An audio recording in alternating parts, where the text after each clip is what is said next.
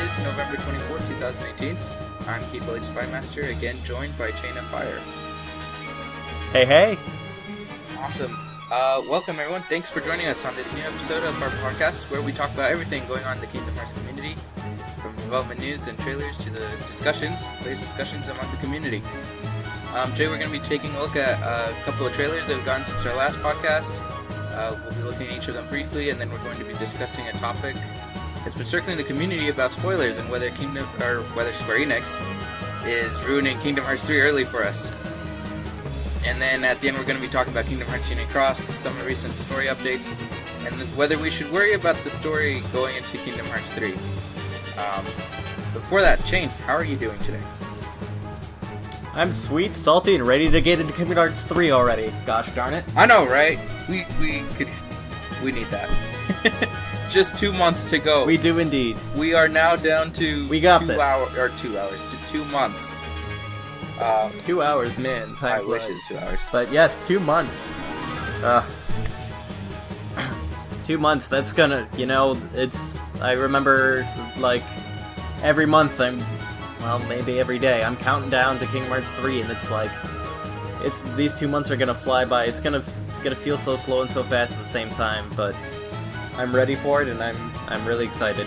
So, that being said, KSM, you want to talk about the recent news we've been having? Yeah, so before we go into our trailers, we'd like to go over the last 2 months worth of news since our last podcast episode.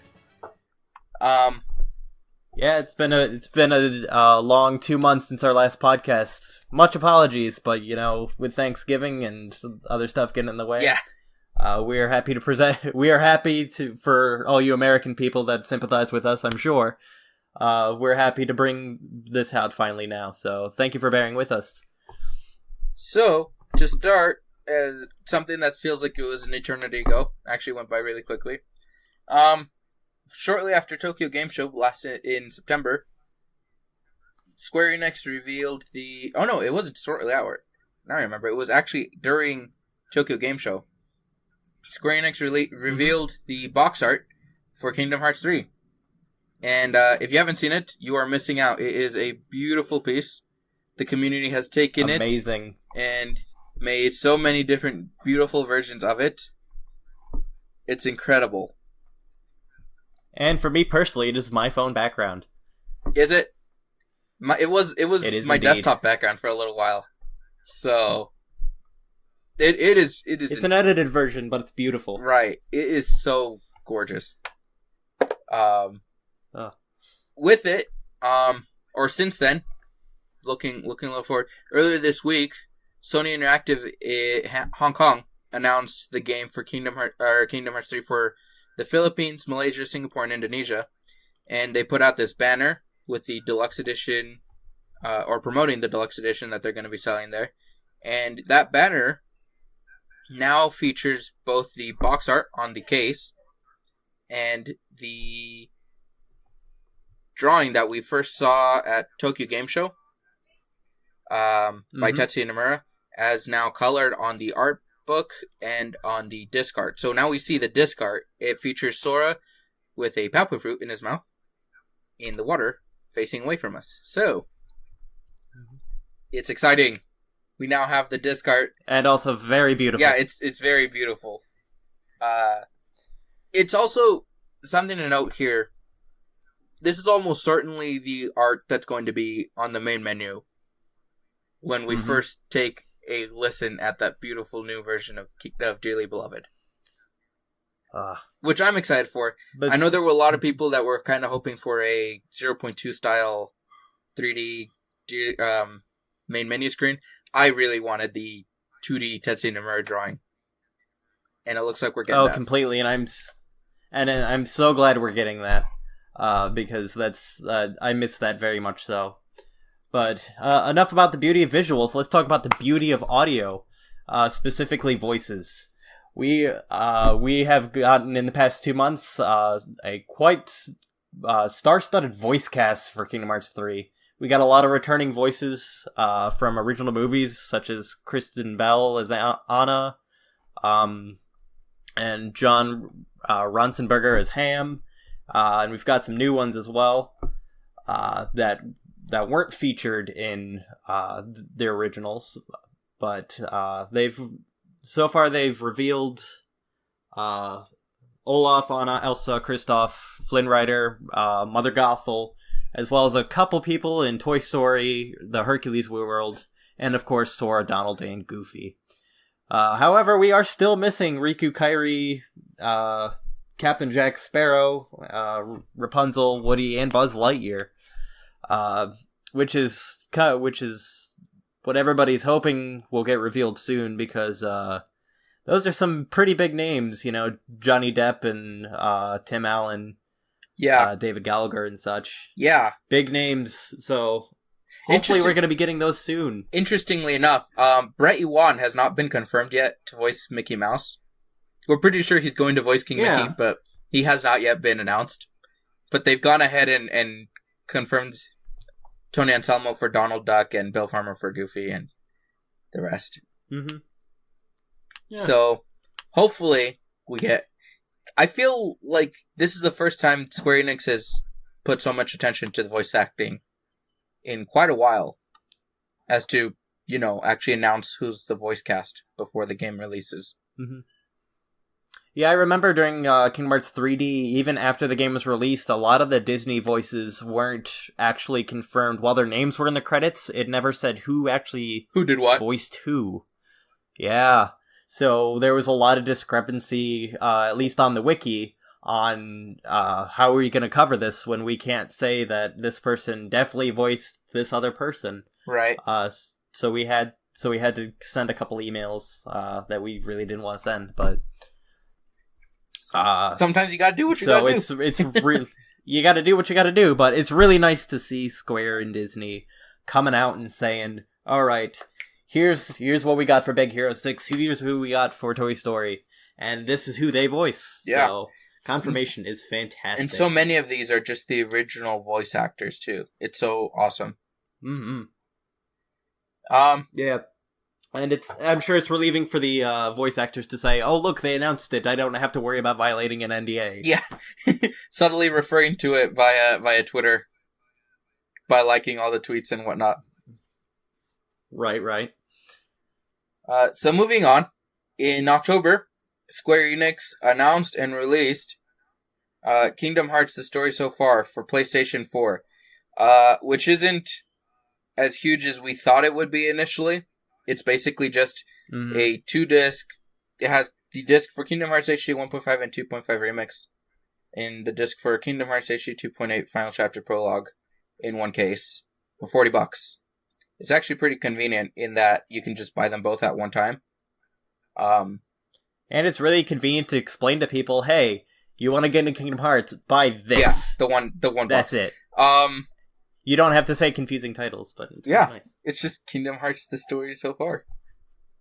It's not as complicated as HD 2.8 Final Chapter Prologue. The other thing is, I noticed they did reduce the prices for both of those individually. So they are now each $20 if you want to get just one of them. Oh, wow. And the physical copy is still more convenient than the digital copy, which is still going... At least for HD 2.8 Final Chapter Prologue, is still priced at $60 on the PlayStation Network store. Oh. So don't do that. Definitely get them physical copies, or get that $100 all-in-one package that comes with Kingdom Hearts 3. Yeah. Because that is going to be the best bang for your buck. It really is, because now if you think about it, the all-in-one package is $100, right? If Kingdom Hearts 3 is selling for $60, then the other two titles are selling for $40, which, hey, is the price of the story so far.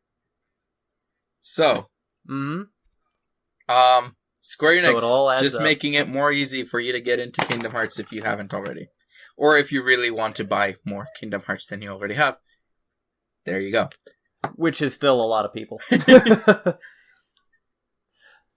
However, for those who want to share the love of Kingdom Hearts to their friends, family, and enemies, Square Enix also unblocked and uncensored previously blocked scenes in the 1.5 and 2.5 remix, as well as the 2.8 Final Chapter Prologue. So so streamers that want to do that 0.2 can now do it without worrying about the entire last segment being blocked or just random cutscenes and whatnot being blocked. As well as, I believe, the opening and the theater modes are also free to stream through the PlayStation. So you don't have to worry about either getting a capture card or having to get blocked by the PlayStation Network. Yeah, you could stream all the key back cover if you really wanted to. We're so thankful. Yeah, heck, and yeah, that's right. You can stream the entirety of Days and Recoded for those of you who would like to do that. I don't know. You do you. I don't know how much I'd want to watch someone watch Recoded, but hey, if that's your thing, I won't judge you. Just don't talk to me. And then over the last 2 months, in what is Square Enix's epic promotional spree of Kingdom Hearts 3, Kingdom Hearts 3 has been featured at multiple events over the last 2 months. We wrote on the database about how at one point it was set to be featured on 5 different continents over the span of just 2 weeks. 3 of those events were simultaneously, by the way. At Paris Games Week, at PAX Australia, and dang it, there was another one in England. London Comic Con. Those were all simultaneously. So Kingdom Hearts 3 is still being heavily promoted as the release date comes closer. And just to show that, we want to transition here to our trailers.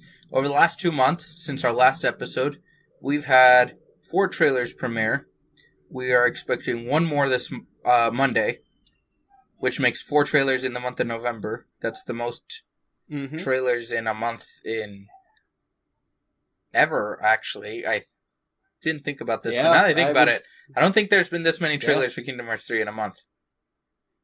Yeah, completely. It's been coming out at the pace of like once a week almost, if for the past month. So we want to go ahead and thank you, Square Enix. And go through all these trailers and kind of talk about some of the major points of these. You can definitely check out the trailers yourselves.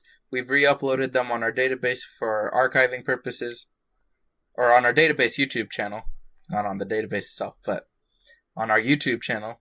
So you can check them all out there. But let's start with the Tokyo Game Show trailer. So this one premiered September 18th. It was just before Tokyo Game Show started. It's the longer version of the minute 45 trailer we got at PlayStation Lineup Tour. One of the big things that came out of this was it was our first look at Dark Baymax. For those of you who weren't into Kingdom Hearts 3 before this year, Big Hero 6 was announced during D23 2015, I think. And sounds about right. At the time, we only had one piece of concept art, and it featured Sora on top of Baymax, about to face off this darker, evil version of Baymax. Well, Tokyo Game Show showed us our first gameplay of that. I thought it was pretty cool. We've seen more of that since. I'm kind of excited for that. I'm ready to take on evil Baymax. As am I. We also got to see a little bit of each world. We got a little bit of Frozen cutscenes. Got a little bit of Tangled, a little bit of Pirates of the Caribbean, and we also got my favorite part of the trailer, photo mode. Reminding me of my playthrough of Final Fantasy 15. And I'm hoping that it works like that it's an automatic process and not just you can take screenshots whenever, because that's already a feature in the PlayStation. So hopefully Sora will just randomly take photos and then randomly just give you like, hey, he took these photos. Select the ones you like. And I'm like, yes! Yeah. Look at this, me glitching through the fence. I look hilarious. So hopefully, I feel like I feel like they're almost certainly going to let you take pictures whenever you want. I think it'd be cool if they, on top of that, it just automatically took pictures at a given point. Yeah, that's what I was saying. That's how they did in like Final Fantasy 15. So is that hopefully really? that's what. Yeah. Yep. Okay. Every time it would do photos randomly, and their story reason was that Prompto, well, one of the party members was a photographer, so he was the one to quote unquote take the photos, but there wouldn't necessarily have to be an animation for it. Yeah.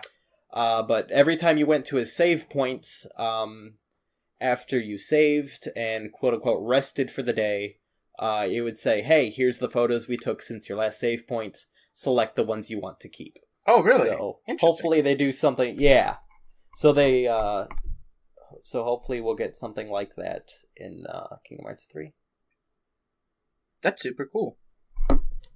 Yeah. And then, of course, we got our first look at Darkwa. Or no, our second look at... Yeah, Dark Aqua. Was that our first? This is our second. We saw Aqua... Yeah, it was our second. That's in, right. at E3. That's right. We Master did Xehanort for the first time. We saw Master Xehanort, and we saw Roxas for the first time, teased. Yes. That was exciting. Don't know what that's about. Mm-hmm. So yeah, it was a pretty exciting trailer. I remember we could not get off that cloud. Yeah, it was quite the experience and hype around that. Yeah. Then during Tokyo Game Show, we didn't. I was hoping for a third trailer at Tokyo Game Show. We didn't get a third trailer, but we did get some gameplay. Kingdom Hearts 3 was part of like 3 live streams at TGS this year, which was pretty legit. Shinji Hashimoto was practically running around from one panel to the other to talk about Kingdom Hearts 3. Let the man rest. For reals. Give the man a vacation, he's please. He's literally on Kingdom Hearts World Tour right now, going from event to event, promoting Kingdom Hearts 3. Yeah. So... putting Yoko Shimomura to shame. For reals. At this rate, he will have traveled more countries than the orchestra will have. But anyway. Yeah, that sounds about right. We saw a couple of things here that, for the most part, weren't super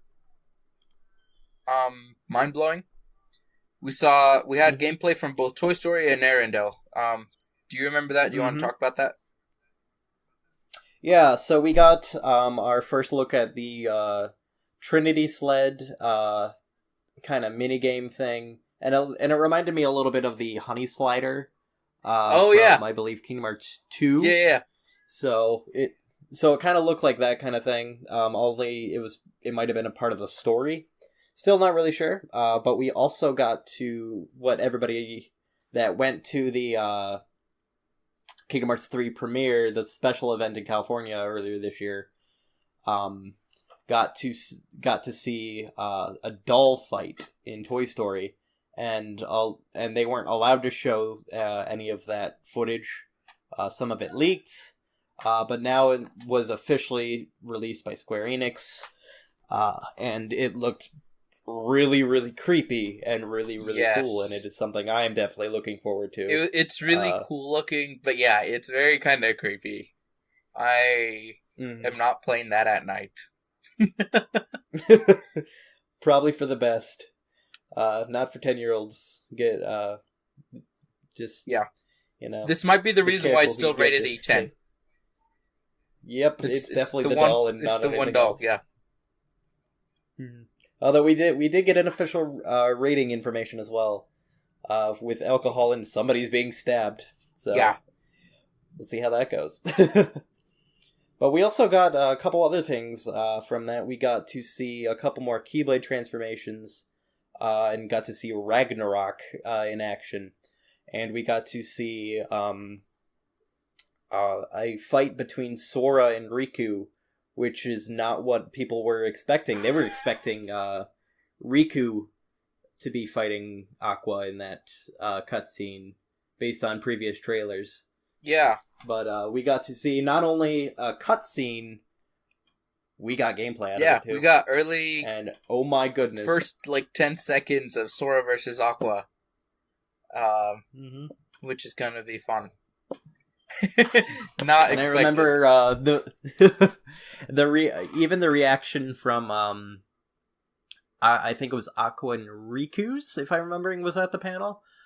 Their voice actors, their Japanese voice actors, were like, "Wait, we're fighting?" Did they say that? or no, it was Sora. It was Sora and Aqua's voice actors. Cause she's like, "Wait, we're fighting! Oh my gosh!" Yeah. And they were just as shocked as we were. So if that tells you anything about how much voice actors know, there you go. Yeah.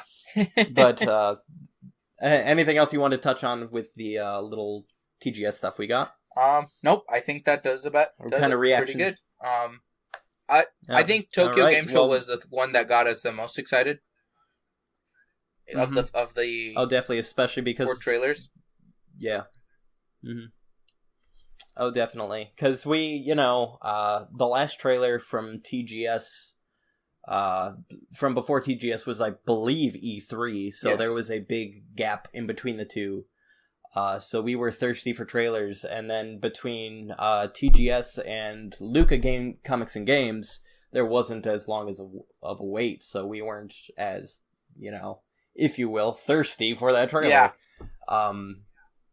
But we still appreciated the Luca Comics and Games trailer, which showed off a little bit of Tangled gameplay. You got to see the limit where Rapunzel, yeah, that's her name. She wraps Sora, Donald, Goofy in her hair and flings them around as almost like a limit type of thing. So that's kind of something I was looking at. I was like, wow, that's cool. What else did you kind of notice in that thing? We got a lot more. We finally got English voice acting for Kingdom of Corona, which is something a lot of people were worried about. I remember I was having this discussion on Twitter where they're like, this is super late into the development. There's like no way they haven't recorded. And if they haven't recorded, like, it's going to be super late. And I'm kind of like, I don't know how much we know or don't know about it. But yes, we finally have English voice acting for Kingdom of Corona. There was something someone pointed out, and I noticed it. I had to look at it frame by frame. I don't know if you've seen it or if you saw it, but someone mentioned that there was an animation error in that trailer where... let me see if I can pull up the trailer real quick. But there was an animation error where it was basically in the scene where Rapunzel is swinging down on her hair from her tower. Her hair does this weird thing where it like all of a sudden whips into a different direction, and it's very clunky and out of place. And there's some concern that from that there might be issues with rendering her hair even at this stage in the game's development. And I did see that, and it does look really weird. Okay. Well, I'm sure if it's pointed out enough and whatnot, and they still got plenty of time to do some touch-ups. That's kind of what I'm thinking. Is like, there's no way they're gonna ship this a little bit more if we already caught this. Yeah. Plus, they've done things before where they've fixed things in patches later, like Ven's eye color in the opening for 0.2. Well, even Marluxia's eye color from D23 Expo Japan was changed. Yep. So they're definitely they're still working on the game.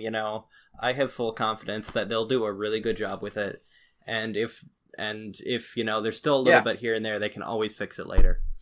And something else that we forgot to bring up, it was announced that Kingdom Hearts 3 has officially gone gold and has finished development. So now it is up to tweaks and whatnot. I'm not exactly sure the entire process. Somebody laid it out, and I can't remember that was announced earlier this month. Going gold means that last week. Yes. So development is done I think it was actually last week. But development is done. They just got to do some tweaks here and there. They got to start, and then they'll start distributing the CDs. It's exciting. So it's very exciting, and it makes you go, oh, they're super serious about this. Like people were going like, man, they're gonna delay the game again. Oh yeah, I'm an old fart. But it makes those people go, even now, there's some people that are really being tools about it. It's like, really here. I'll believe it when I see it. And like, okay, I don't care for your opinion anymore. Okay, well, see you January. Yeah, see you January 29th because it is releasing that date. Yeah. So quickly going on so that we can get to that. Week after Liquid Comics and Games, XO18. So I think it's important to note this. That's how I've been pronouncing it. I don't know. Yeah, sounds good to me. I don't have an Xbox, so I don't know. But I do follow true. Microsoft pretty closely, so I'm guessing this is how it works. You are a Microsoft guru, so if anything, you would know. and so I kind of I'm gonna go ahead and boast here a little bit. I kind of expected there to be a trailer at XO18, and the reason was because one of the tech websites that I followed mentioned how this is the first time in I think 8 years that Microsoft hosts its Xbox exclusive conference, its X conference. And they were describing it as on the same level for Microsoft as E3. So I kind of look at that and was like, okay, we got our first E3 trailer at Microsoft's Xbox conference. This is just as big as E3, or at least it has been in the past. Like, there's no way we're not getting a trailer at XO18. And we got one. Oh, completely. Yeah, what do you know? So I wasn't aware of that, so I honestly didn't think anything was coming. Because I was waiting until I think Shinji Hashimoto mentioned that he was going to be at a thing, the Barcelona Games World. So people were looking to that because Shinji Hashimoto was going to be there. So I was thinking, okay, XO18, I've never even heard of this before. Well, and if I hadn't been following Microsoft, I probably wouldn't have noticed this either, because XO18 is, like I said, they haven't held it in almost 8 years. Yeah, so and I don't have an Xbox. Had I known that... So. Right, I know. Yeah, me neither. So had I known that information, I probably would have bet on that, but I definitely did not see it coming. But we got one anyway, and what did we get, KSM? Right, so we got our confirmation, or rather, the reveal. They revealed that we are going to be back in the 100 Acre Wood. Winnie the Pooh and gang are back. Yay! Which is... it's exciting. How do you feel about that? Tell me about that. Okay, so I really like how it looks. The graphics for Winnie the Pooh look incredible. Because it looks so cartoony. Oh, yes. And it looks beautiful. I'm a little iffy on the whole, it's another minigame world. Because it's like, when has the 100 Acre Wood not been a minigame world? Very true. But I'm excited that we do have the 100 Acre Wood coming back, because I feel going into this, we are lacking a bit on the returning worlds department. And so Winnie the Pooh, the 100 Acre Wood kind of does give it that kind of balance. Like, we're back, somewhat familiar. Definitely. Something to feel like, okay, to kind of connect you with the previous games a little bit, even if you're not paying attention to the overall story. Right. And it still seems to have something new, because for those of you who are Winnie the Pooh fans, you will have noticed that Lumpy from Pooh's Heffalump Adventure is going to be in the game. He, she, I'm not sure, I haven't watched that movie. It has not been in Kingdom Hearts before. Yeah, so it's really good to see a new character, something new brought to an old world, kind of like what we saw with Pirates of the Caribbean, how Davy Jones was in that, and then Hercules was brought to Olympus. Now we're getting Lumpy from Winnie the Pooh. Yeah. And funny story about that, the day it wasn't actually, Let me think about that. I think it was the night it was announced. Excuse me. Or like shortly beforehand. I actually saw the Christopher Robin movie. Did you really? Yeah. For the first time, because I was meaning to watch it in theaters. I never got around to it. So we got it on our Xfinity bundle or whatever. We don't even have Comcast, but whatever. But my mom's like, Dan, we've been wanting to see this movie for a while, and I'm a pretty big Winnie the Pooh fan, so I was happy I got to see that, and then it was announced for Kingdom Hearts, and I was cheering. I mean, I love Winnie the Pooh so much. It's something near and dear to me. Unfortunately, I haven't seen the Heffalump movie yet. Now I've got even more reason to watch it. So I don't know if Lumpy is male or female or just a plain old Heffalump. Yeah, but I'm very welcoming to see who they become and how they adapt to Lumpy. Yeah, it'll be fun. It'll be interesting. Mm-hmm. Yeah. That was definitely the highlight of the XO18 for me, at least. Yeah. We did get a look at some interesting stuff in that same trailer, though. Kirathi is in Kingdom Hearts 3, which we don't know how or why. And it's talking to Sora in some sort of sky place, which we also don't know how or why or what it is. Yeah. But this feels just like when we saw the Dream Drop Distance trailer where it had a bunch of Soras falling from the sky. Yeah, that's exactly what it felt like. And just like that, where you're like, what? Why? Which is what's going on in this trailer, actually. We have a bunch of Soras in this sky place at a different point in this trailer. Just running around, and Sora's like running through them, and they disappear. It doesn't make sense. None of it makes sense. I don't get it. Yeah, because that's what this Disney game is. It doesn't make sense.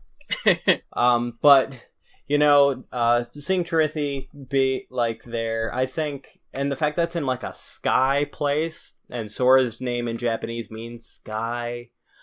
Oh, I think actually it has something to do. Yeah, so I'm thinking, if you also look on the Kingdom Hearts 2 box art, or I forget what they call it, but it's one of the puzzles. I think it's called the Heart Puzzle in 2FM. The background is a sky. Yeah.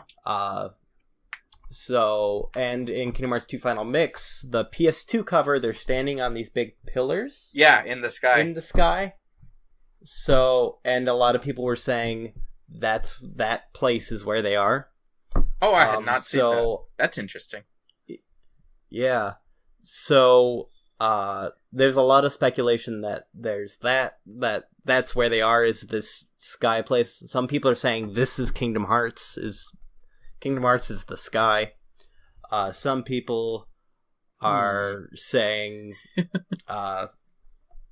so there's some speculation. Some people are saying this is in Sora's heart, but for some reason it's not stained glass.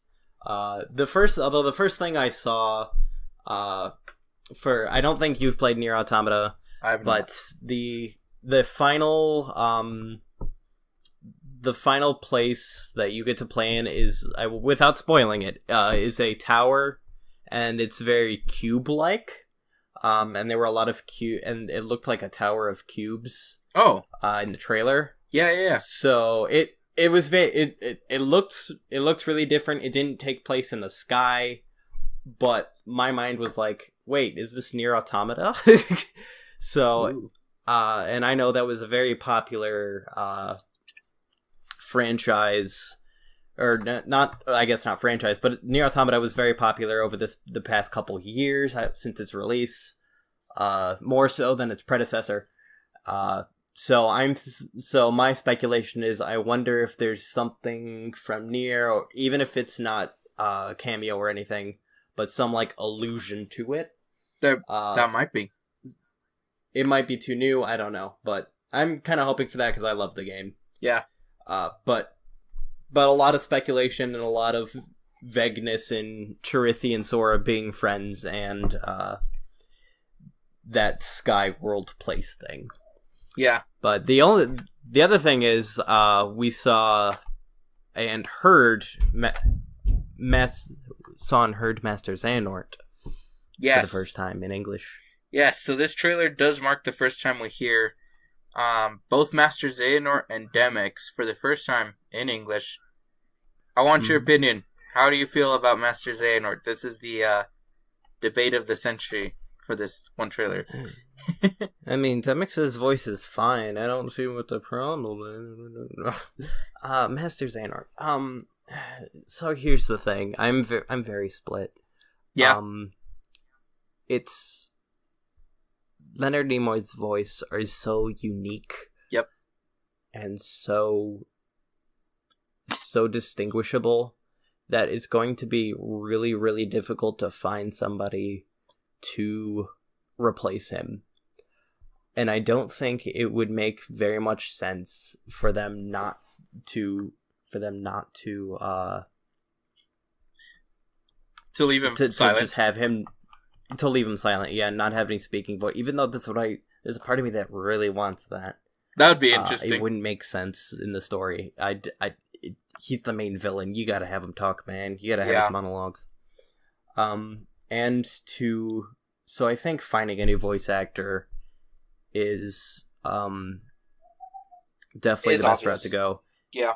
And I think when you get somebody, a lot of people are speculating because we haven't had a confirmation yet, but a lot of people are saying it's Mark Hamill. I definitely hear it, and when I first heard when I first saw the trailer, I'm like, Ericus? Because that's who Mark Hamill voices. And I'm like, wait, is that? And then I'm like, wait a minute. Oh, that was Master Xehanort speaking. Ooh. Yeah, because Ericus doesn't want to force the Keyblade. Right, yeah, that doesn't make sense. So to me, it's Plot like... twist. So on the good end, I'm glad they got somebody, and I'm glad they got some professional that can somewhat mock his voice. But on the other hand, it's not Leonard Nimoy. Yeah. And I can hear Ericus. And that's Interesting. I feel like that's gonna take me out of the immersion just a little bit. But, you know, they don't have a lot of options. Nimoy's death isn't their fault. They can't do, at least there's... Yeah. Unless you're some, like, conspiracy theorist, go right ahead, try to connect that. But, you know, the company, we're all human. We can only do what we do. So I have faith in them, and I'm going to be content with what they give us. Yeah. But at the same time, I don't know. So I want to hear a little more lines from him and see if that'll be a good choice. Yeah, see how it ends. I'm going to be honest. Initially, I actually thought it was good. It was a little off, but I felt like, oh yeah, Xehanort, awesome. And then I listened to him in Dream Drop Distance again, and I was like, oh, wow, that's actually really off. There's huge differences here. I feel like I could grow into it. I honestly, you can judge me whatever. I don't know what you would call it, but I honestly don't watch enough media. I'm not cultured enough to recognize Mark Hamill's voice. So I have yet to recognize Mark Hamill here. Okay, I see. You mentioned that you heard Ericus. I honestly have not. Okay. Hey, you know, that probably works in your favor. Yeah. I mean, it works. It works for me because I don't have these thoughts. I think it'd be cool. I think it'd be really cool and interesting if they got Mark Hamill to do Xehanort, considering he did Ericus. So from a story standpoint, I think it's cool, but yeah, I don't know. I know it's not going to be that big a deal in the long run because, like you said, we're all human. There's nothing they can do. They're doing the best they can with the circumstances they have. It's not like they can recreate Leonard Nimoy. And I hoped, but it was illogical for them to have had him record his lines back in 2015 before he passed away. Mm-hmm. So, all of that taken together, like, I'm excited for this. I don't think he sounds too bad, honestly. Yeah, if this is the best we can get, I'll be happy. I'll be happy with what we got. Yeah. And, it's a hard decision to make. And there was, I remember somebody, I think it was, actually I don't want to name them just in case, but there was somebody that attended the premiere panel, in the one that people got invitations to back in April. Yeah, back in May. Where the first demo was. Yeah, in May. That somebody had asked, hey, are you replacing Leonard Nimoy? And they're like, we are always searching for... They answered it very, very vaguely, but also like kind of answered the question. They say, we can't answer that, and we can't confirm anything. But we are always scouting for new talent when things arise. So so as soon as I heard that was coming out, I knew, okay, they're finding a replacement. Yeah. So. It makes sense. I mean, it'd be really weird to fight the silent enemy after all the talking he does. Mm-hmm. And there's definitely not enough recycled lines, especially fighting him, for them, because I think he only says like Blizzard, Thunder, and like one other line in Birth by Sleep that they could use. So, it would wouldn't make sense to recycle lines either. It's expected. Mm-hmm. It's fine. We'll live.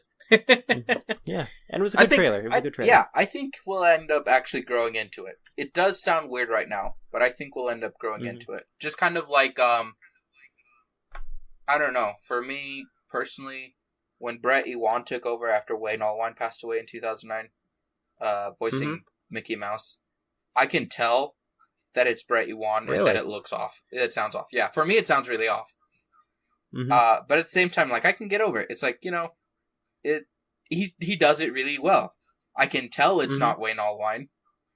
It's not on the same level as Wayne Allwine, but it works, and I'm satisfied with that. Yeah, and people were saying that about Wayne Allwine, like, oh, that's not Walt Disney. It's off. So people are always going to do that. Yeah, and especially for a character that has with like that longevity, like Mickey Mouse does. Yeah. So we'll grow into it. We'll get over it. Yeah, we got this. The only downside, if there is one at all, it's that Xehanort's voice actor is being replaced in the last entry before we get rid of Xehanort, and that's where it's gonna be kind of odd. Because we'll always know Kingdom Hearts 3 will always stand out in that regard. Mm-hmm. Yeah, well, they had to do that with Dumbledore too in the Harry Potter movies, so yeah, it's weird, but that's how life life goes works. On. Yeah, life doesn't work to our schedules. That is very true. And let that be a lesson. So for our last trailer last week, we kind of talked about this. We touched on this a little. They released, actually, over the last about 2 weeks, people started mentioning that they noticed that there was a trailer playing in cinemas in the United States and I don't know how far around the world, promoting Kingdom Hearts 3. And so last week, Square Enix released what they're calling the Together trailer, which is this cinema style, like straight on movie style, epic trailer in a for world Kingdom Hearts where 3. Kingdom Hearts was made by Americans. For real, it's actually more like, in a world where Kingdom Hearts was a movie, this is how it would look. Yeah. But, I remember discussion of constant, like, before Kingdom Hearts 3 was even properly announced, there was always discussion like, do you think there would ever be a Kingdom Hearts movie? If you liked that Together trailer, that is what it would be. Yep. Yeah. So, what did you think? You saw Did you see this trailer in theaters? I did. I went to 2 different movies this Thanksgiving Day, actually. So a couple days ago. No, day after Thanksgiving. So I went to see Wreck-It Ralph 2, And I went to go see, I forget the name of the movie, but it was some like Imperfect Family or something like that. Oh, it's Instant Family. Instant Family. Yes. Yeah, that's the one. Very good, both of them. Please watch. Especially if you want to cry, both of them. But they, for the Instant Family, that's not very, like, that wouldn't make sense to have a Kingdom Hearts 3 trailer there. Mm-hmm. So there wasn't one there. And I got there during the previews before the previews. So, like, the ones that the local theater would show and the ones that were, not necessarily for movies, like the lights were still bright, that kind of thing. Yeah. So I didn't see anything there. For Wreck-It Ralph, I got there in the middle of the movie trailers. Okay. So when the lights were already dimmed. So I don't know if there was anything during that. I asked somebody else on Twitter. Shout out to... Oh, no, I don't even remember who it was exactly. So I don't want to say somebody else. But I asked somebody else if they were... if they saw it during the previews, and they said no. So my guess is that it might have been shown in the previews before the previews of Wreck-It Ralph 2, because I've seen other people confirm that it was there. Yeah, we've heard that it was, but I didn't the see shorter version of the Together trailer has been showing, supposedly, according to Twitter, if you trust Twitter, before Wreck-It Ralph 2 and Fantastic Beasts: The Crimes of Grindelwald. So, if you're going to watch any of those, or if you didn't plan on and want to, just for the trailer. Look out for the trailer. It's right there. It's actually a really good trailer. It's a little weird, at least for me, I feel it's a little weird, in that it does try to make it like a movie, which is kind of cool, but because of that, it also comes off a little odd. A little cheesy, maybe. Yeah, exactly. It's very cheesy, because it's trying to be a movie trailer for a video game. But it is pretty cool. It's actually really epic, despite the cheesiness. Yeah. So when I first saw this, I'm like, wow, this is very American. And there has not been a trailer like this one ever, because looking at your target audience, an audience just going to the movies isn't gonna enjoy the trailers we see at like E3 and whatnot. Nope. And if you showed the movie trailer to people at E3, they're gonna be thinking like, well, this is a really weird and dumb trailer, and this is making it look like it's for little kids. Yeah. Spoilers, it's rated E10 anyway. Get over it. But so I think that they did a very good job of knowing their audience and trying to get, like, that trailer was very much for people that aren't already fans of Kingdom Hearts 3, or were a really long time ago and don't keep up with it. Yeah. And aren't necessarily gamers, but might casually play video games here and there. So I think that was more for the quote-unquote casual crowd, if you will. Yeah. Than the Cage fan base itself. Exactly. It's very much targeted towards the kind of people that are watching Disney movies and, are watching movies like Fantastic Beasts, which, let's be honest, I mean, it's not a Disney movie, but it is in that same audience of, like, younger audience, fantasy fans, Yep. It's very much targeted at them because... same people that watch... The same people that watched the original Harry Potters would be around the same age as the people that started playing Kingdom Hearts when it first came out. Yeah. So that's... Yeah. And it's definitely targeted because the trailer itself is mostly Disney World. It's not story related. It doesn't have any of that. It's mostly Disney World. So it's pretty cool. Yeah. So the trailer definitely wasn't for me, and it wasn't made for me. Yeah. So, but I think it I think it achieved what it meant to. That being said, had I seen that, had I not known that was going to be there, and I saw that in theaters, I would have flipped. Oh yeah. Like, I would have screamed in the theater. Oh yeah, for sure. I would have. I'm expecting to. Oh, completely. If and when I watch Wreck-It Ralph 2, because I'm hearing it's supposed to be before then, I'm expecting to freak out. in a very silent, subdued mode, so that everyone else in the theater Mhm. doesn't think I'm an idiot. I'm a lunatic. Right. Um, Like, it's the game. So we've talked about 4 trailers. We're expecting another one Monday. There's been discussion around the community and concern Mm-hmm. about whether Square Enix is publishing too many trailers, is spoiling too much of the game before the game comes out. So I wanted to take a little time and ask you, what do you think? Is Square Enix spoiling Kingdom Hearts 3? Let me tell you something. So, Square Enix and Disney, if you've paid attention to any Disney movie and looked at trailers before you saw it, and if you looked at, I guess I can't vouch for Square Enix games because outside of Kingdom Hearts and Final Fantasy, I really don't pay attention to Square Enix games too much. And Final Fantasy 15 has been the last major release. And everybody knows how that development went.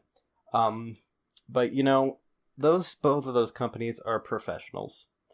And looking at Disney movies, if you've ever seen any trailer, it's been... their stuff is made to pull people in. Yeah. And not spoil...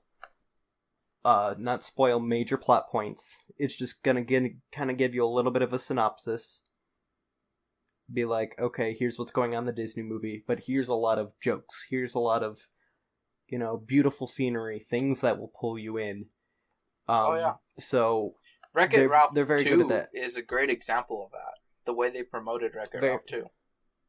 Mm-hmm. Very much so. And I think, as somebody who's seen Wreck-It Ralph 2, there wasn't any big plot twists like there could be.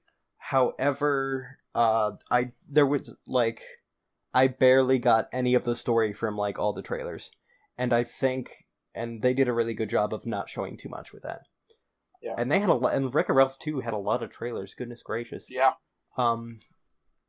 But there's the other thing. There's the other side of that I also agree with. When Wreck-It Ralph 2 did show those jokes that were shown in trailers, despite how funny they might have been when we first saw them, the laughs were significantly less than stuff that wasn't shown in trailers. I find that with any movie. Yeah. If you tell me a joke and then you're expecting, but it's something that's expected, you're gonna have less of a reaction to it than you would if it wasn't expected. That's part of humor, and that's a part of manipulating, for lack of a better term, manipulating any emotion. You want something to get someone to get heated up about something. They're going to be more heated up hearing the news initially than hearing the news over and over and over again. Yeah. You want somebody to laugh at something, they're going to laugh at the joke the first time and not time number 506 they've heard it. Yeah. So I think that people will definitely have a better experience if they don't watch the trailers. But I don't think that it's going to hurt anybody's experience seeing the trailers. I don't think any major spoiler...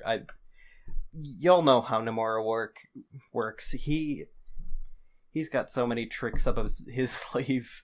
Oh yeah. That we're gonna get stuff that we didn't even see coming. Yeah. It's gonna happen. So I think that we haven't even scratched the surface of what Kingdom Hearts 3 has to hold. Yeah. So I mean, so that's my opinion. How do you feel? Square Enix has kind of always done this, where you could argue that the trailers for Kingdom Hearts titles leak or spoil quite a bit, and you still manage to be excited when the game comes out. Like, for example, as far as I know, because I've only started following development for Kingdom Hearts titles since HD 1.5 Remix. So as far as I can tell, there are 2 different trailers for Kingdom Hearts 2. Both of them have the Battle of the 1,000 Heartless. And yet, that scene is still the most epic scene in the game. And I imagine it would have been for whoever played the game when it first came out, despite the battle being spoiled, quote unquote spoiled, in the trailers. I know, or I'm pretty sure quite a bit of the ending for Dream Drop Distance was also spoiled in the Dream Drop Distance trailers, if I might be wrong, but I feel like I saw quite a bit of it, at least in the Jump Festa trailer. Square Enix does this all the time. And this is the Square Enix side. Of course, Disney does this too. They tease you, like you said, they tease you enough to pull you in, without, completely screwing you over. There's another aspect to this that I feel about this whole discussion, and that's that this notion that because I feel like the game has been spoiled for me in this regard, everyone else should stop talking about these things about the game. I've seen a lot of that entitlement piece. Yeah. Yes. I've seen a lot of that in the debate over whether Square Enix is spoiling Kingdom Hearts 3. And I kind of disagree with that, because I completely disagree with that, yeah. Yeah.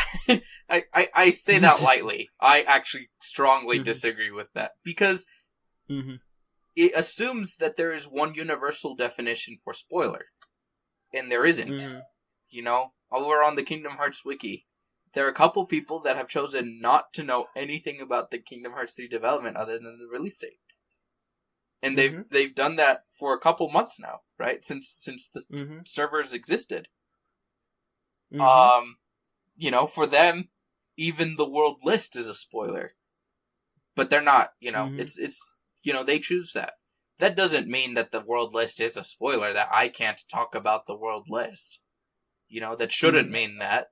So yeah, there's some of these things, like for example, people, particularly they talk about what we mentioned about the Sora versus Aqua fight earlier from TGS. Yeah, it would have been so cool to have seen that the first time. And if you're concerned about that, you have the right to be concerned about seeing that before the game comes out. And so you should get off the internet, if that's that big a deal. Yeah. But it's not fair for everyone else that because you feel it's spoiling your game experience, that everyone else should not talk about it. If I want to talk about, for example, Wreck-It Ralph 2, if I want to talk about, if two of us have seen the movie and we're talking about it, and you come up and start hearing a conversation, yeah, it sucks, you might have gotten a detail spoiled, but you can't come up to us and say, don't stop talking about this. You can't, you can't be talking about this. And it's like, hey, this is our conversation. I'll say what I want to say. Yeah. And you're going to have to leave the room. It bothers me because I've seen at least one person in the community feel that they had to stop talking about Kingdom Hearts 3 publicly. And it really bothers me because it's like, no, you shouldn't have to feel that way. You should be able to talk about what you want, and if I don't want to hear it, it's my responsibility to get away. Not my responsibility to make you shut up. Yeah, and it's my, and if they still want to browse Twitter, there's so many tools out there now that can block content you don't want to see. You can blacklist, the words Kingdom Hearts and just like all these tags and whatnot. Yeah. You can just you can do this crazy thing called deleting Twitter. You could completely log off of Twitter if that's, you can go dark. Yeah. I remember in May with the Kingdom Hearts 3 premiere, everyone agreed to use the hashtag Cage3 premiere, I think it was. Yep. And then you could just, I remember people were tweeting like, they're going to use this hashtag. If you don't want to be spoiled, mute this hashtag on Twitter. You're done. Yeah, and and that's fine. And if people don't choose to do that, that's not their concern. Yeah, it's on you. That's not their problem. Yeah, get over it. You could argue that they are spoiling it, but then you can always argue that you could do more to not be involved if you're concerned about it spoiling completely your experience. So, you are responsible for yourself. Yeah. That's what it comes down to. So there's my rant on that. Yeah. Next up, we've got some talkage about Union Cross and the 2 story updates that just occurred. The first one being, oh, by the way, spoilers for Union Cross. You're welcome. It's not my responsibility to tell you that, but I'm doing it anyway out of the kindness of my heart. Yeah. So from now until the rest of the podcast, we are going to be talking about Union Cross. So, we got a scene with Maleficent in talking about something about the data world. Do you want to expand on that? I didn't quite understand what was happening. Yeah, so in October we got... Can you? Yeah. You understand? No, it's no problem. I got it, actually, thanks to translations from both Everglow and I think Goldpanner is doing the translation for Cage Insider. Yeah, that's... Yep. Because I don't speak Japanese, so... Can I read it? Yeah. I think I've got it. What basically is happening is, so Maleficent, she, in last month's story update, turns out the Maleficent that you've been fighting and that you were seeing in Union Cross is actually the Maleficent from the present, from, Cage 2, 3 time, 100 years IRL after Maleficent. the events of Union Cross. Mm-hmm.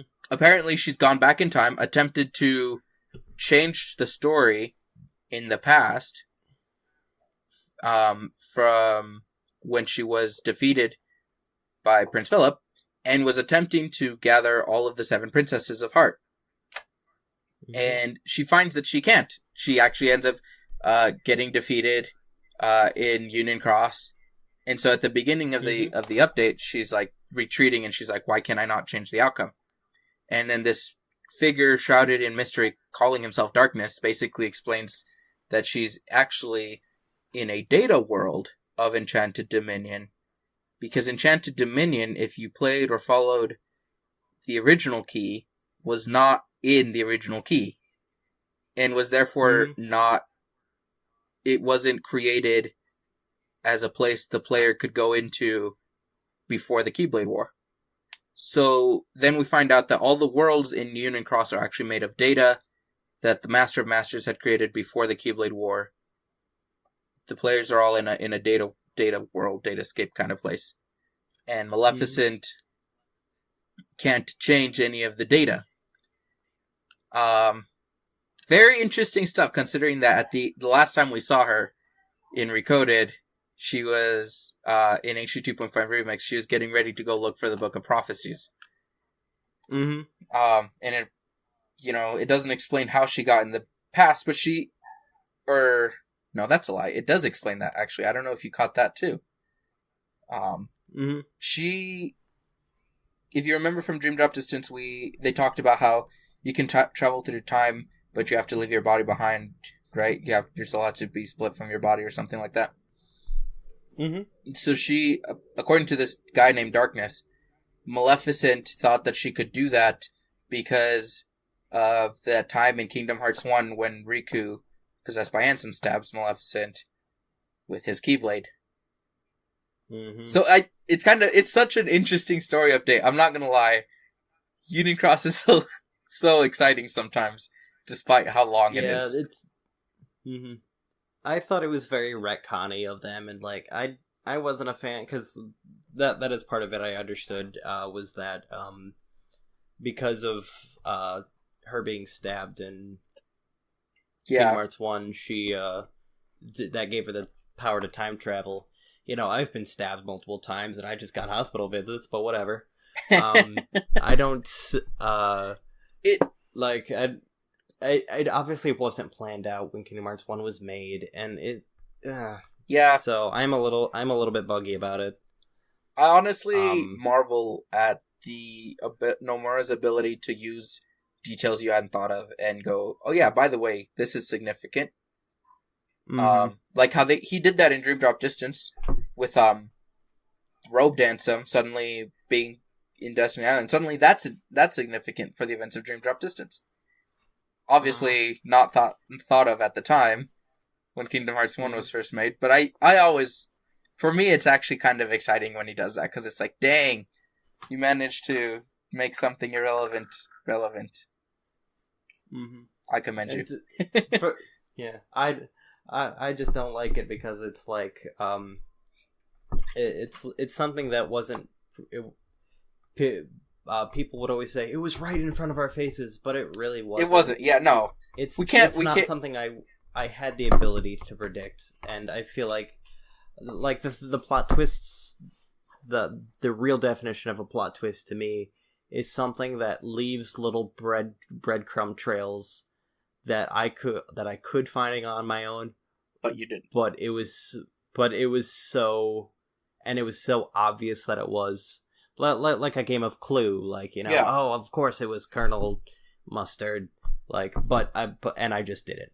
Yeah. You know, if I find it out, I have the ability to find it out, but I didn't. So, you know, so that kind of thing. I mean, we definitely shouldn't affect me. That's me. We definitely shouldn't go into this or come out of this thinking, holy cow, Nomura is so skilled, he knew this from the beginning. No, he didn't. No. This is definitely retconning. He's definitely going back and going, oh yeah, by the way, we're going to make that important. Mm-hmm. Yeah. But, I don't know, I guess if it's different for different people.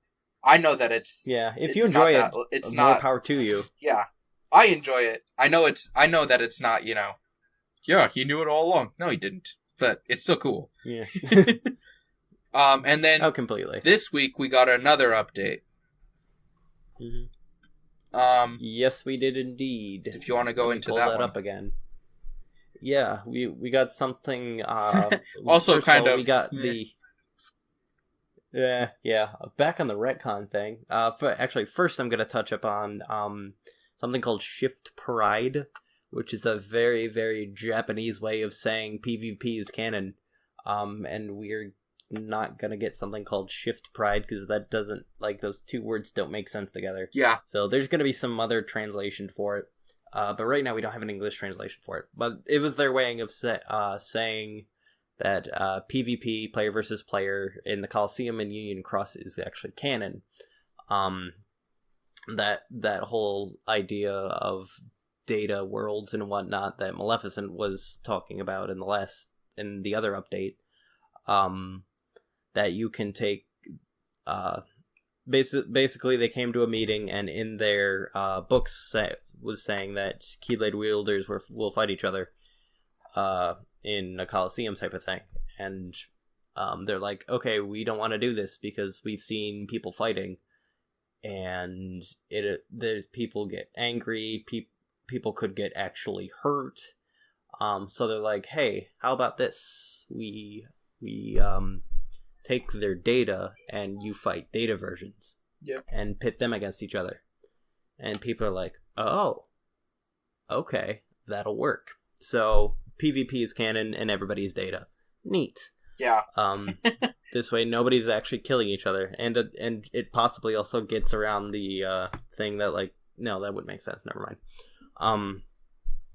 But it's their way of saying PvP is canon, and possibly because of data coming up a lot, we might get a little bit. Even though Nomura himself said that the Cavern of Remembrance isn't canon.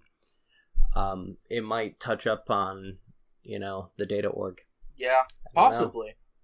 I mean, so there's enough in the story itself that says that it's not canon. Like Sora not recognizing Marluxia in the D23 Expo trailer. And there was and there was Kingdom Hearts 2.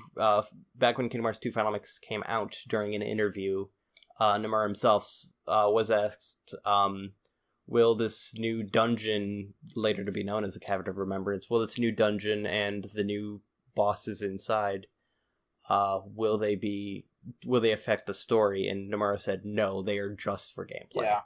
So, but yeah, it definitely changes could its be. mind. We never know. Who knows? Maybe he could change his mind. People change their minds. Yeah. But yes. That was one of the updates. Was that quote unquote Shift Pride, or PvP, player versus player, is basically canon. Because I think they also mentioned rankings and stuff too, and it's like, that's neat. That's an actual thing. So I think it's their way of like saying that you are canon, you are Kingdom Hearts, you are the story. No matter what they add, everything will have a story, a legit official story. That's right. Mm-hmm. Even the medals are real, whatever. And then the bigger part of that update was Elrena or Erlena or Erlena. Yeah. However you want to pronounce her not English translated name yet.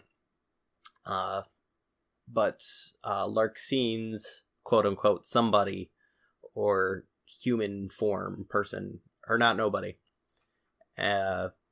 So though it is not confirmed that she is related to Larxene, it is very obvious that she is related to Larxene. Yeah. On the topic of relations, it's about as not correct as Kingdom Hearts 3 not coming out in that it is. Quite. Elrena is definitely related to Larxene. It's not official, but it might as well be. Mm-hmm. Well, the other thing is that Larxene is somehow related to, because of the way the Japanese is phrased, and the way that they're being vague about it. We don't know whose sister it is, but she is either Elrena is either related to Strelitzia or Lauriam, or was it Strelitzia? No, Strelitzia was related to either Elrena or Lauriam, and we're not really sure which one. However, somebody's sister, which is weird that that Kingdom Hearts is touching on the topic of family, because that's not something that's very touched up upon in the series, other than Sora definitely has a mother. Yeah. But, this game is definitely about friendship and the quote-unquote families you make outside of your blood relations. So it's kind of weird that they're bringing up actual blood relations in the series. Yeah, this is actually the first time whoever Strelitzia ends up getting related to. It'll mark the first time that the Kingdom Hearts series has a major sibling relationship in it. Mm-hmm. And I know that. And Tara did mention having Ericus being his father, but I think that was in more of a metaphorical sense. He's the guy that raised me, but he's not my actual. There's references daddy. There's references to Sora's mother, to I think Sora's father. There's something about Sora's father? I think Birth by Sleep, Riku mentions Sora's dad to Terra. Okay. Oh, maybe. Oh, pretty sure it's Sora's dad is the mayor? No, Sora's dad is the one. It? Sora's dad is the one that takes them to the island, even though you can't see him because they don't, depict him. They never animated him along with the other NPCs. Yeah. They didn't bother. And the mayor of Destiny Islands is the one who adopts Kairi, by the way. That's right. That's what it was. I lied. Kairi had a grandma. Oh yeah, Kairi's got a grandma. Very much so. We forgot that. Duh. But still, this is very much about the series is about friendships and family, quote unquote families you make outside of your actual blood relations. We don't see very much interaction between Sora and his mom or Kairi and her grandmother, other than she told her a story once. Yeah. And so this is kind of going into, wow, these people are going to actually interact and have a relationship that may or may not be fleshed out. We don't know. Yeah. So the other thing is that with this new update, everyone who has ever had a major role in the Kingdom Hearts series who has died now has some sort of plot-related line to come back to life. That's true. Are you saying in the topic of, are you talking about family specifically or at all? No, generally. So this is okay. Sorry, I kind of went off a different tangent that came up to mind. But it's very good. Strelitzia was killed off a year ago. Now, with Mhm. this update, there's mention of how she might come back. We've seen Ericus. Ericus. Actually, his heart is is- within Terra, supposedly at the end of Black Yes. Points. mhm. The rest of the organization, we've seen everyone in the organization back now at this point. Mhm. Even Demix now. The only people we haven't seen. Actually, no, we saw them revived. We just didn't see them in graphics. Never mind. Yeah, I was gonna say Lexius and Zaldin. yeah. But, We haven't seen them in Kingdom Hearts 3, but they did. They were Alias and Dylan were definitely alive during Dream Drop Distance. mhm. So, So Xion is the only Shion's the only one, one that's and we know she's coming back. Whoa, my voice. yeah. There's no We know way she's she coming ain't. back. Come back. Yeah, that's pretty much. I don't know how I feel about that. Part of me is kind of excited that these people are coming back. The other part of me is kind of like, so does no one ever die? Yeah, Master Xehanort will die. I Yeah, hope he does. in theory. In theory, In theory, he's gonna die. he died. I but don't his, know. His data will always live on. Yeah, and maybe he'll can come turn back in the good. next I don't Kingdom know. Hearts 2. Mhm. Kingdom Hearts 2-2. It's not even gonna be Kingdom Hearts 4. It's gonna be called Kingdom Hearts 2-2. It's like Final Fantasy X-2. 2-2. But yeah, I think that was all for Kingdom Hearts Union. Oh yeah, we did have a little bit more to touch on. Yeah. So if you want to transition to that. yeah, so with these two updates, we've got some pretty major stuff going on, and we're assuming, we're pretty sure that this is going to be related or will somehow tie in to Kingdom Hearts 3. So something that I know was touched on during October's Union Cross update, not so much this one, but during October's Union Cross update, was an incident that occurred in September. For those who don't remember or didn't see it or didn't know about it, in September marked Union Cross's third anniversary since its launch. And to celebrate, Union Cross released the 3.0 update, and that included Classic Kingdom. And so to promote it, Square Enix North America had a stream on Twitch where they were playing the Classic Kingdom minigames from Union Cross. And someone on the stream asked the community representative, whose name keeps slipping my mind, but they asked her about... Yeah, sorry, continue. They asked her about the story for Union Cross, because there's this concern that Union Cross's story is not going to be published by the time Kingdom Hearts 3 comes out. And, Tetsuya Nomura mentioned when the 3.0 update came out that Union Cross was going to be significant, it was going to be important, you should play it before Kingdom Hearts 3. Mm-hmm. And so they asked her, basically express this concern, Union Cross is supposed to be important, but we don't see this getting updated in time for Kingdom Hearts 3. And she basically said, oh, you don't have to worry about it, it's not important. Which, if some of you follow a particular Kingdom Hearts news site, you might have seen a very salty, later removed tweet response to that. Actually, there were two very, very salty, very disappointed tweets from that account. Yeah. It brings this question. One was slightly saltier than the other. Yeah. Both of them have since been deleted, by the way. So don't go looking for them. Oh, both of them. Wow. But oh wow.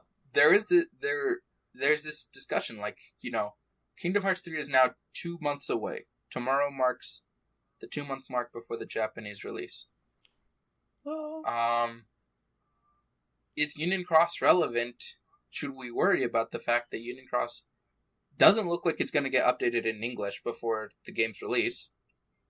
And, you have Nomura on one hand, and the story updates themselves on one hand saying, this is pretty important. And then you have the community representatives here basically telling you in North America, no, it's not. Mm-hmm. Yeah, what do you think? Yeah, so my thing about this is I think that by the time Kingdom Hearts 3 releases, we will get the amount of official story updates, like the Daybreak Town stuff and the Keyblade Graveyard stuff, like the not Disney World stuff. I think we'll get enough information by the time Kingdom Hearts 3 releases in English, from the English Union Cross. I think we'll get all the information we need to cover Kingdom Hearts 3. But the way Glacy said it, I think, but yeah, sorry, pardon me, if you want to censor that. Square Enix North America. The way that they said it was that the English wouldn't be caught up to the Japanese.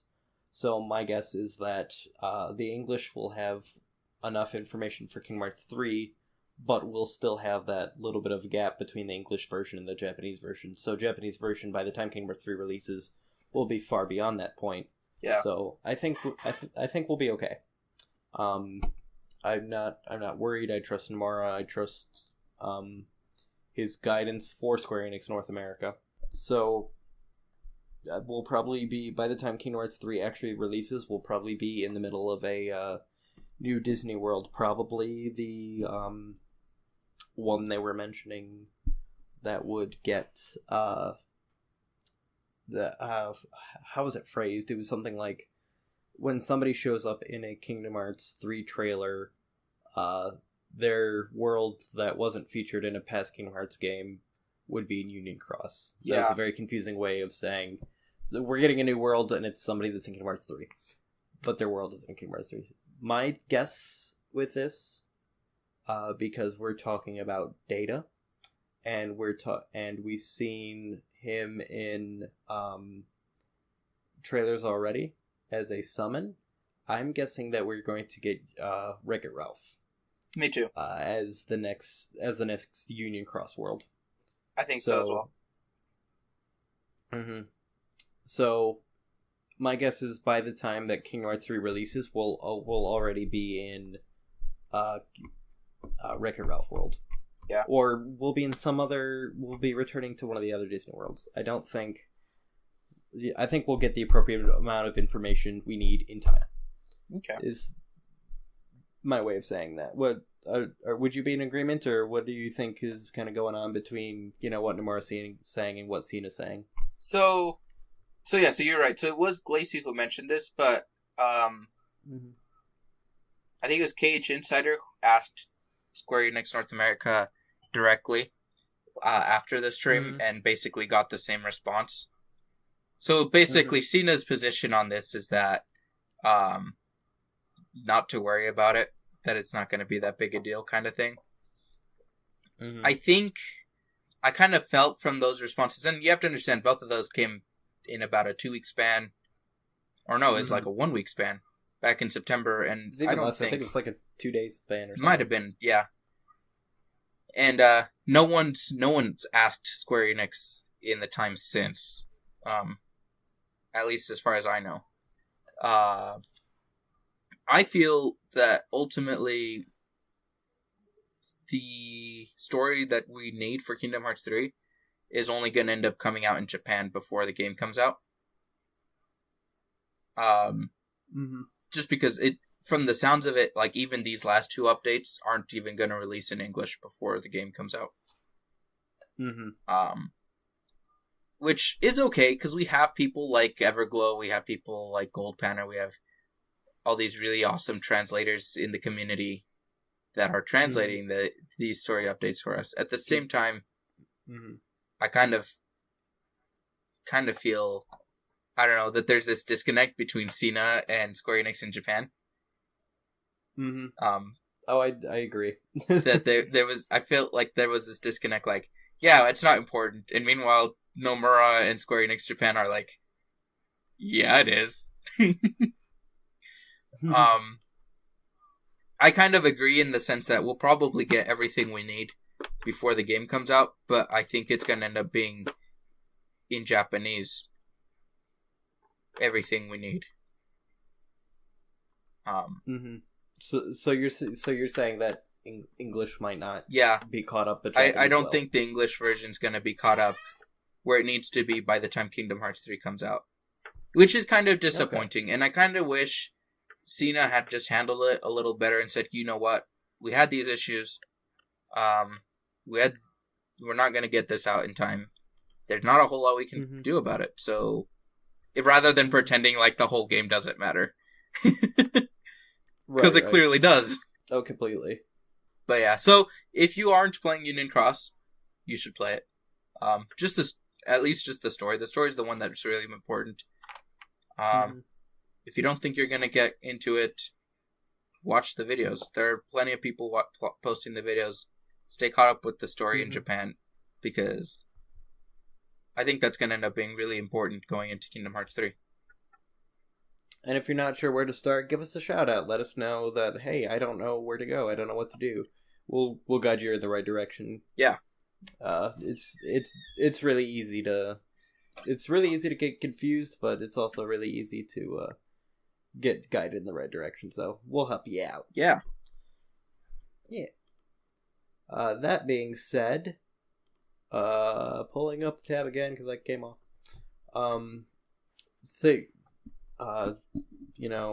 January's in 2 months. Yeah. Well, January 25th is in 2 months from right now. If you give it 2 minutes to my time zone, it is November 25th. So, woo! Not yet. It's still 11:59, depending on what clock you're looking at.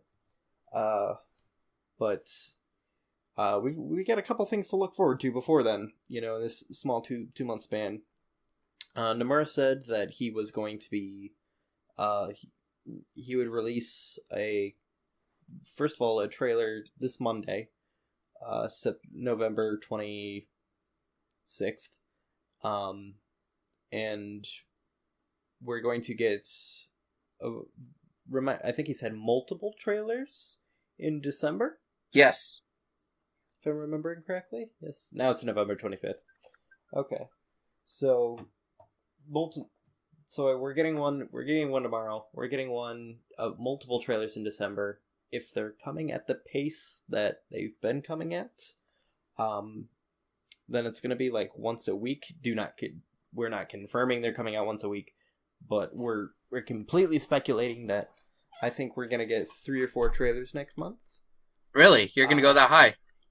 I actually thought there might be like 2 trailers max.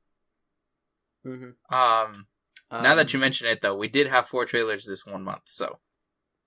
We did, and, they made it sounds like, I know translations are buggy, and not necessarily translations, but Japanese doesn't always translate into English the way it might have been intended, but it made it sound like that when they first said it, it was like there's going to be a couple more this month, and then multiple December. So it sounded like there was a big span. Yeah, that's true. So I think we're getting at least 3 next month, but I'm willing to bet that we're going to have 4 next month, 1 each week. Wow, it's exciting. Yeah, this is easily exciting. The most promoted game in the Kingdom Hearts, in the history of Kingdom Hearts. Easily. But yeah, we've got the thing on Cyber Monday. We've got plenty of opportunities to do it too, to get promotions and whatnot. We've got Barcelona Games World from November 29th to December 2nd. We have Jump Festa, which has previously shown Kingdom Hearts 3 before. We've seen it in Jump Festas before. Yeah. And that's December 15th to the 17th. And then, of course, we have the game's release on the 25th. So, we've got lots of opportunities and lots of stuff to look forward to as far as trailers go. And we're also getting January 18th, we're getting the full Face My Fears song just a week and a couple days before the English release of Kingdom Hearts 3. Yeah. It's actually exactly a week before the Japanese release. Yeah. On the 25th. It's exciting. Here's your warning. If you don't want a spoiler for the opening of Kingdom Hearts 3, don't listen to Face My Fears on January 18th. because Face My Quite. Fears is the opening theme. So Yes. it's an exciting collaboration between Utada Hikaru and Skrillex. It'll be the first time that two artists collab for the opening theme. Mm-hmm. Well, not just we've had a couple. We've had a couple of remixes. Yeah. In the We've past. got Planet B This and is we've we've had the Planet Yeah. B and the